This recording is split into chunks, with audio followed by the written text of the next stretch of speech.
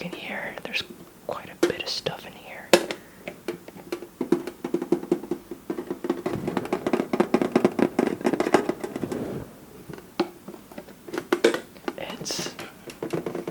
It used to be a Star Wars puzzle container, but now it serves a different purpose. It contains a lot of my collections.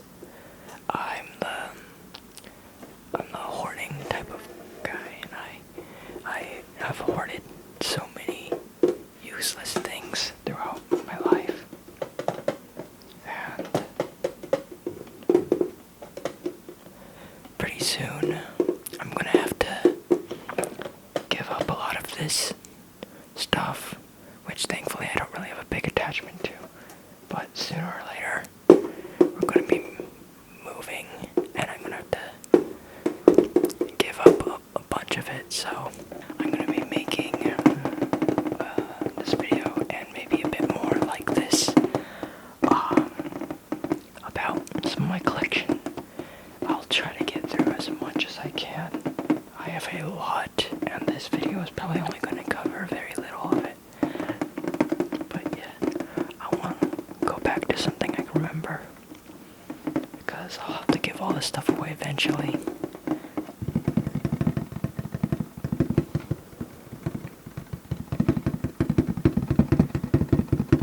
So yeah, without further ado, let's take a peek.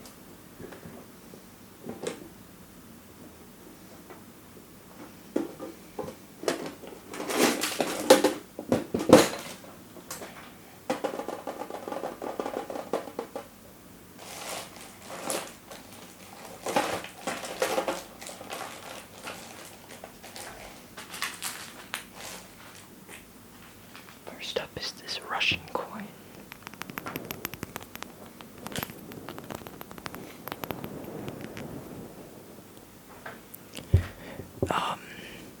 This is a very interesting coin. It's replicated. It's not an actual historic coin, but this is a Cold War Soviet era coin. So this would have been used in the Soviet era. So this is a picture of Crimea.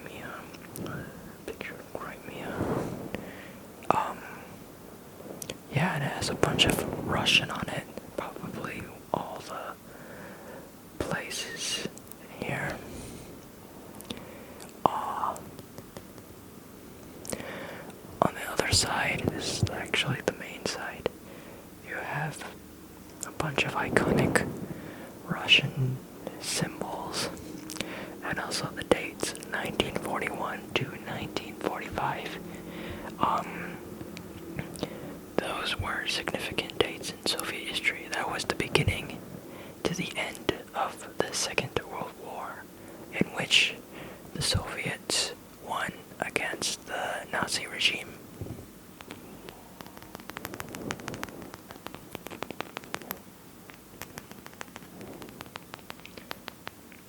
This coin is very detailed coin. Yeah, but since this is a very small trinket, I'm most likely gonna not have to give this away. So I think this guy's safe. It's also very cool, you know. Russia's a very interesting country.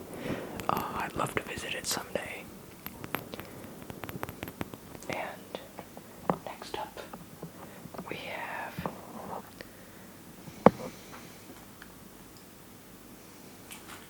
this interesting little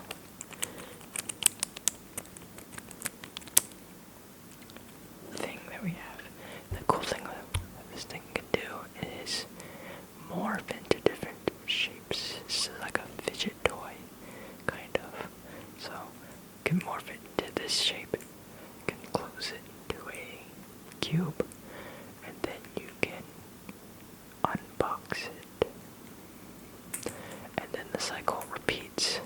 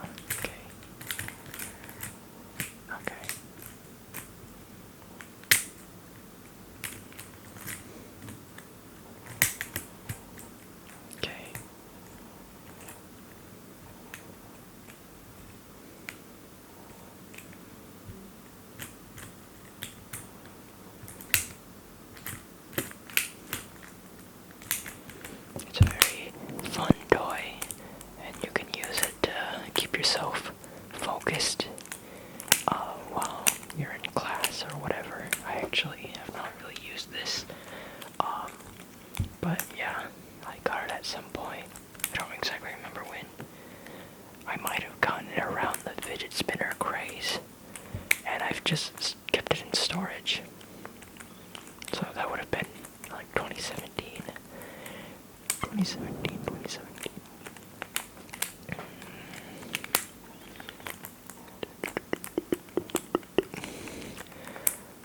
I have some fidget toys, but I don't think I'll go over all of them in this video. I think I'll just stick to this, and maybe I'll showcase my other stuff in a future video. Oh man, this actually makes a good tapping sound.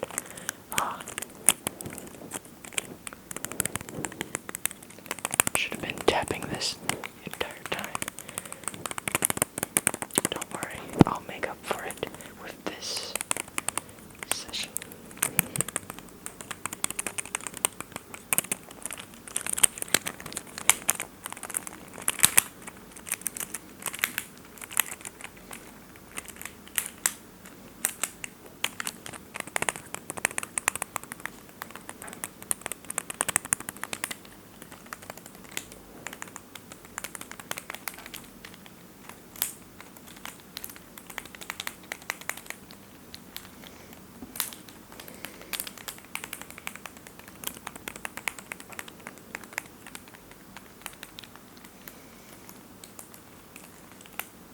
Okay, so another thing about me is I have really enjoyed like collecting all these crazy rocks and minerals, and I've always been a big fan of rocks and minerals ever since I was like in 2nd grade.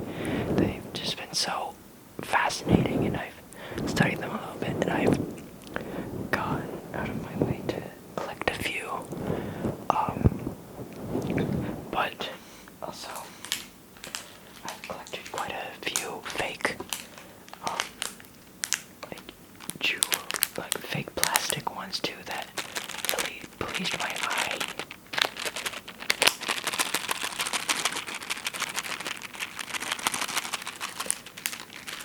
So these are not real, but they're cool. But I've never actually even opened this, so kind of sad, I guess.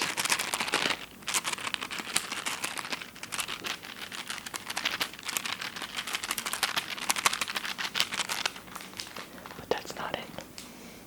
We also have a black variety.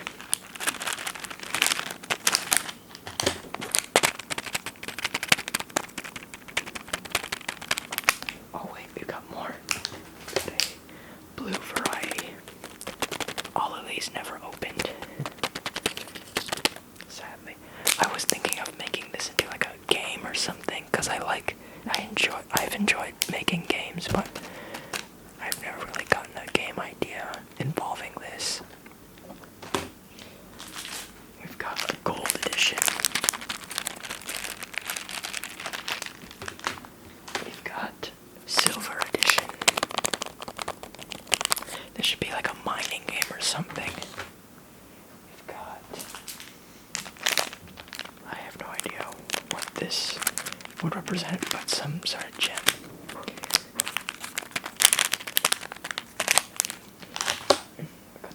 Yeah, that was the orange one. We've got the green one. It just keeps going.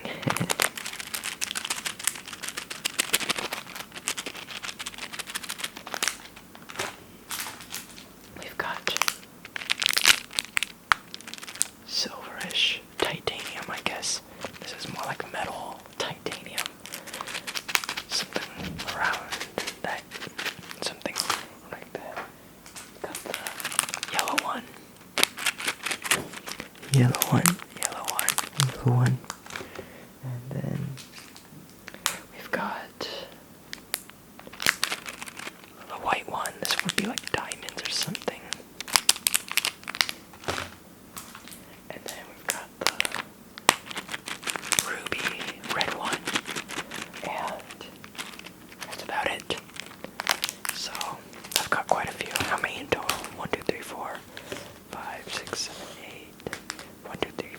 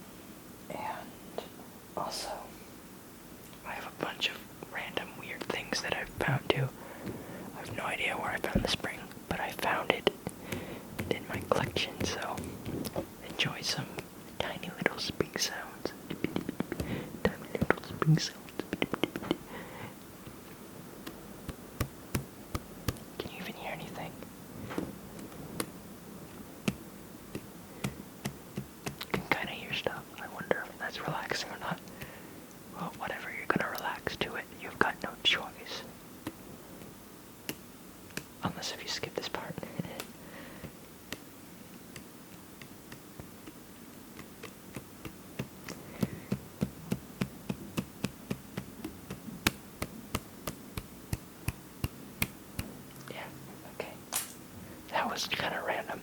But yeah, here's another random thing. So if you look at this, what you see is it kind of looks like a little stick of dynamite. And actually, it kind of is a little stick of dynamite, but it's far less deadly. So over here we've got Chinese New Year, and it's a pretty big celebration here. It's like almost as big as Christmas. So they have firecrackers in Chinese New Year. One of the firecrackers was going off, but then it spewed out a bunch of these little things. So actually,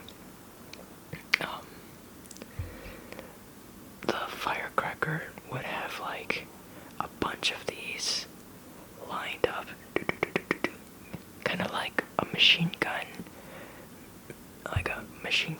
ammunition almost, but it was these dynamite sticks, so it would go stretch, and it would hang on the ceiling. So you would have all these dynamite sticks going all the way, usually all the way to the ground. And so what they would do is they would actually put like a lettuce, like some food or something, up on the very top of the firecracker. And inside the lettuce there was actually like some umpao, which is basically a packet with money inside. And then the lion dancers would come, and actually this was pretty cool. So lion dancers are basically like guys in these like huge lion suits, and the suits are so big that it requires two people to handle. Yeah, you can look it up, but yeah, the lion dancers would come with this big. There's like 3 people, and there was like 2 of them were lion dancing, and there's like a third guy that was like drumming. So they would be drumming, and then the lion dancer would come up all the way up to the lettuce with the firecracker. They would go to lettuce, and they would pretend to eat the lettuce, which, I mean, that's just like a tradition that they do. But inside the lettuce was actually their paycheck, I guess, because they were being hired by these people. So that's how they got paid, by eating the lettuce and taking the umpao from the lettuce. So that's a pretty cool way of being paid. But yeah, anyway, enough of that story. So they would set the firecrackers loud, and they were super loud, man. Like, they were totally known for ASMR. But once they finally go off, most of these sticks would have detonated. But once in a blue moon, you would find one that had not detonated. So this was one that had not detonated. And this is like a couple years old, so I'm not sure if this still could detonate, but there's very little chance of it just randomly detonating. Because you need to light it. You need to light the fuse. As you can see, light the fuse. But yeah, I don't think I'll ever light this up. I'll just keep it as a souvenir. But enough of that story. We've still got more to go over. So, earlier I was talking about my interest in rocks and minerals. And actually I've showed this before in an earlier video. But for those of you who have not watched that video, I'm going to show you a bunch of these cool rocks and minerals, and just for knowledge, these are 100% real. They are not fake in any way. So here's the first rock. This is not gold. It's fool's gold. But I mean, it's real fool's gold. So it's real fake gold, I guess.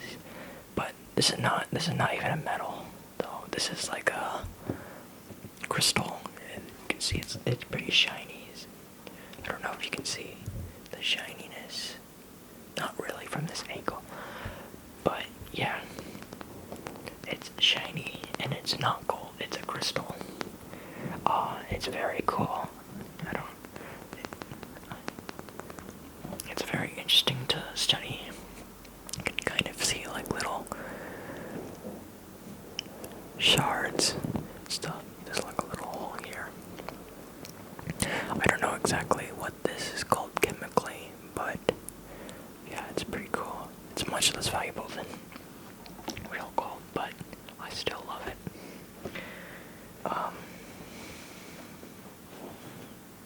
Oh yes. Now I know what this is called. This is rosemite, and actually, this is quartz, but it's a special type of quartz because it's tinted a certain color. It's kind of tinted a little bit of pink hue. It's very pretty to look at, and yeah, it's very, very good, and I appreciate it. Oh, now this one is actually quartz as well, but it's tinted in a purple way, and it also has a really cool formation too. You can see it has a structure to it. I don't know exactly what the geometrical shape is, but it's a really cool structure. And purple quartz is actually called amethyst. So they use this in jewelry, I think. So this is 100% real. Yeah, this is very pretty. And actually, I do not intend to give these away, so you don't need to worry. These are very precious to me, and I want to take them with me. These stones. And this one right here, it might look boring and dull, but actually this is real emerald inside here. So actually this outer rock is not the emerald part, but if you can look really closely inside, there's like little strips of emerald inside there, and they just have not taken it out. It's inside this larger rock. So yeah, probably if they were able to extract everything, and if this was pure emerald, like the entire thing was emerald, I would probably not be able to afford it. So yeah, this is what it is. It's still really cool and enjoy. This is actually my favorite one out of all of them. I really like emerald for some reason. Next up is this blue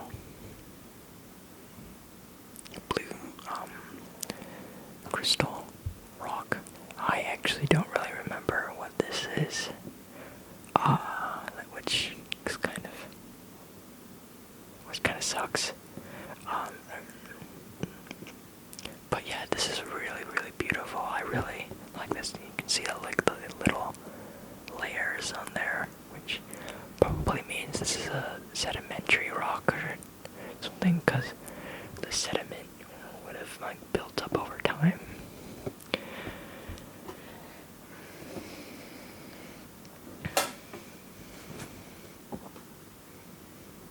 Oh yes, this one's really pretty too. I don't remember exactly what this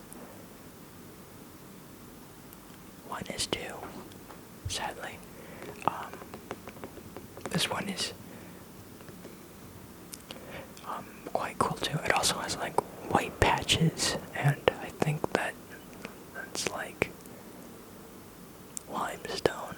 I don't know. Correct me if I'm wrong. But yeah, it's like a white substance that's not these crystals.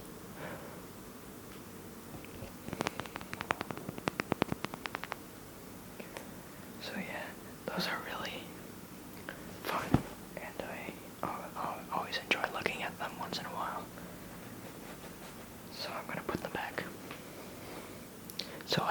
I actually have a bit more rocks and minerals in my collection, but I haven't bothered scouring through my rows and rows of collections to find them.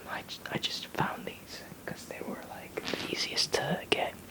But I do have more, and if I do find them, I will show you. They're not as big though, they're like smaller, but they're just as awesome.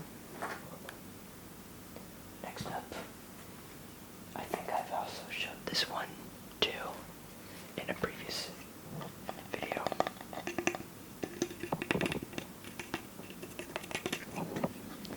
This one is ginormous, so I probably won't be able to take this with me. And this is not really too important to me.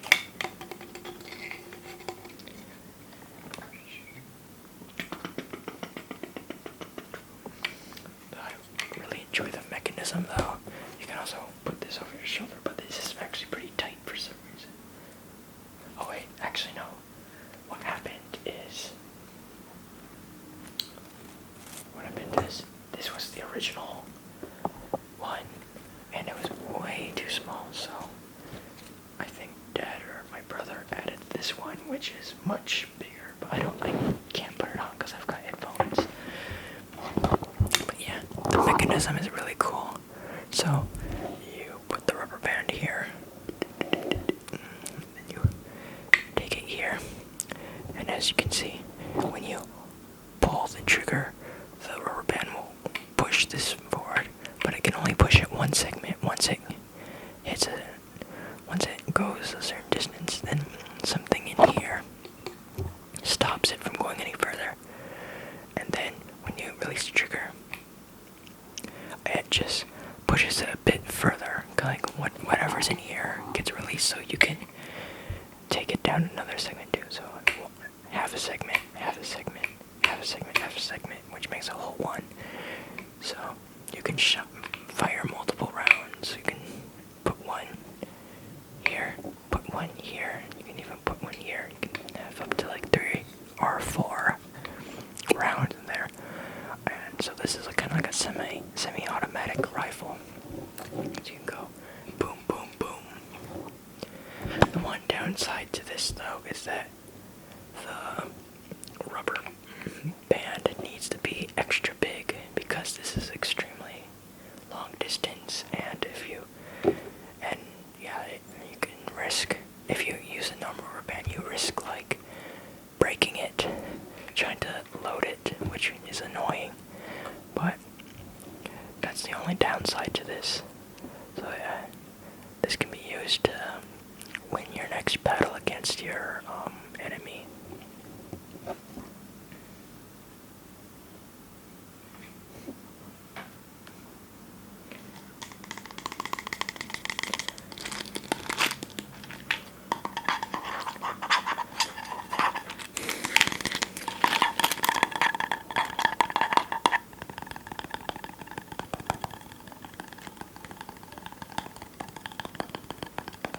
This one,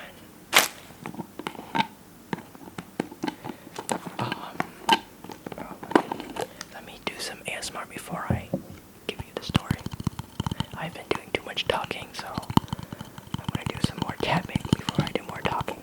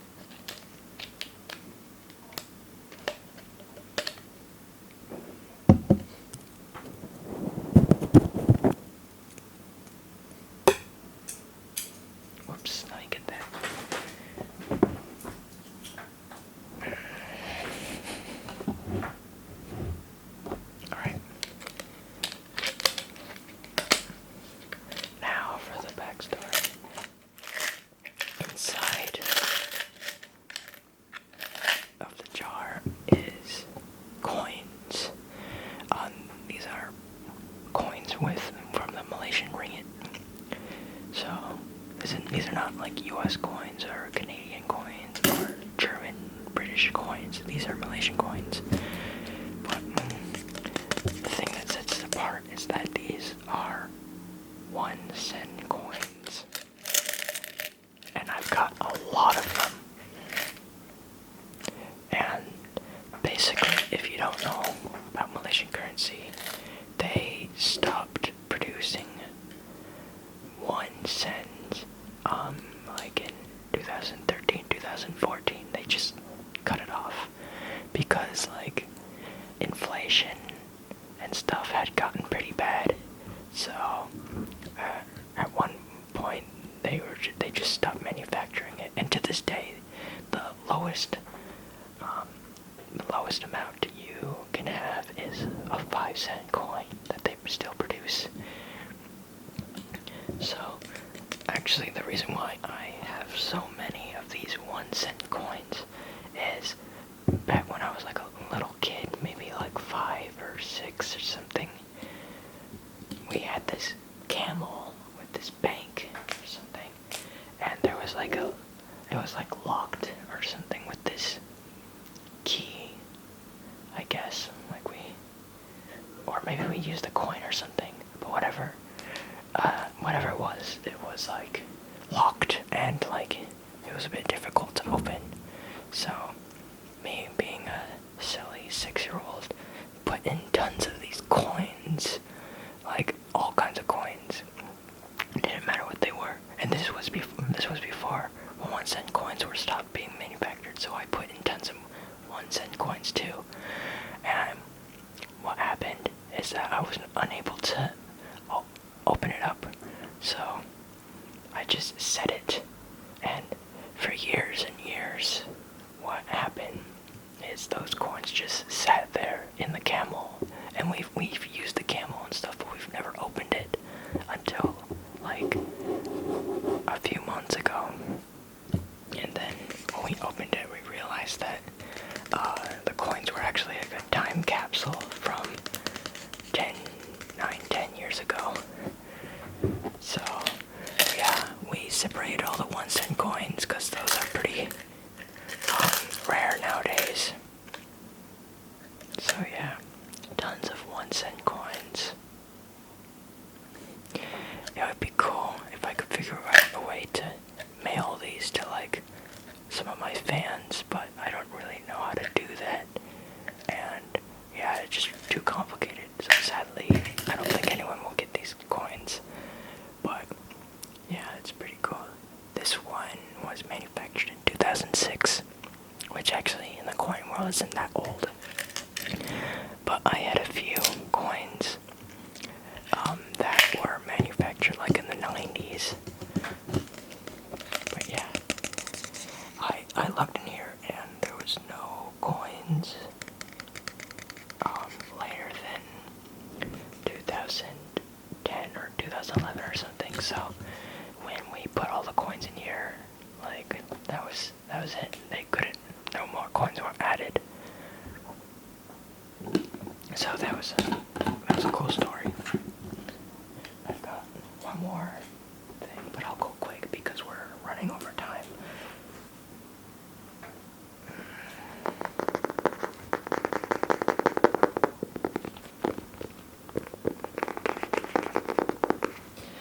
I'm actually a big history nerd, and I play a lot of history games. So this is like a book all about World War I. And it's pretty big, so I'm not sure if I can take this. You can have a big Kaiser Wilhelm face. I might make that the thumbnail. Or I might make this the thumbnail. This might be better. Or this. Or actually maybe this.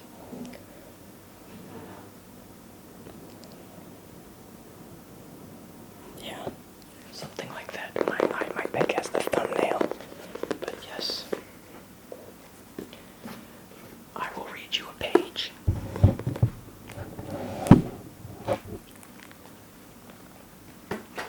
This is kind of awkward. trench warfare.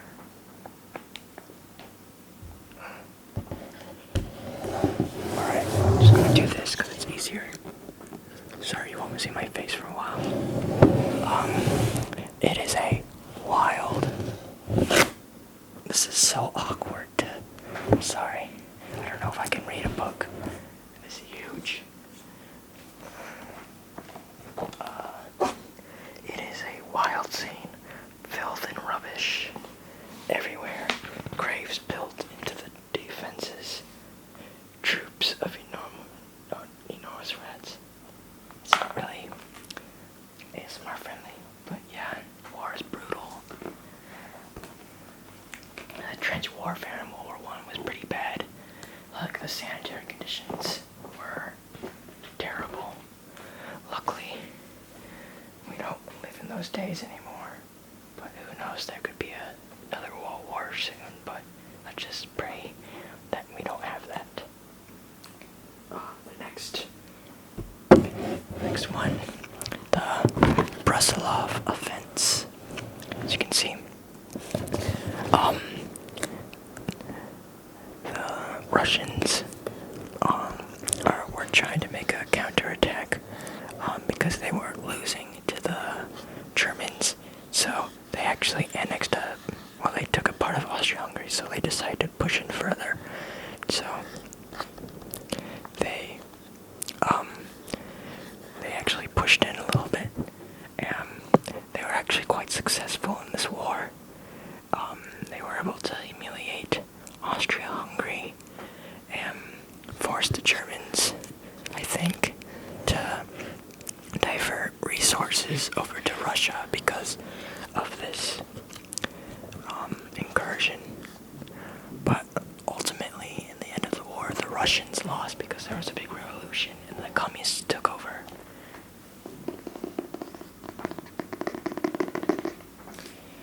And that's about it. If I showed you more of my stuff, this would go on way longer, and this is already a pretty long video, so I'm gonna stop it here. I hope you have a wonderful rest of the day, night, evening, whenever you watch this. If you enjoyed